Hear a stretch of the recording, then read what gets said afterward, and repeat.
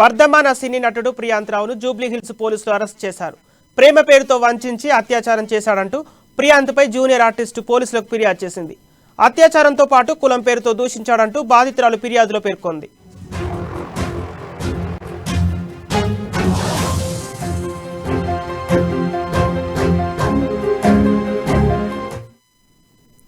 దీంతో కేసు నమోదు చేసిన పోలీసులు ప్రియాంత్ను అదుపులోకి తీసుకుని రిమాండ్కు తరలించారు.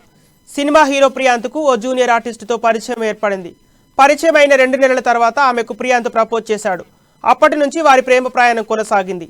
ఈ క్రమంలో ఒకరోజు హైదరాబాద్ శివారులో ప్రగతి రిసార్ట్కు తీసుకెళ్లి పెళ్లి చేసుకుంటానంటూ నమ్మించి అత్యాచారం చేసినట్లు బాధితురాలు ఫిర్యాదులో పేర్కొంది.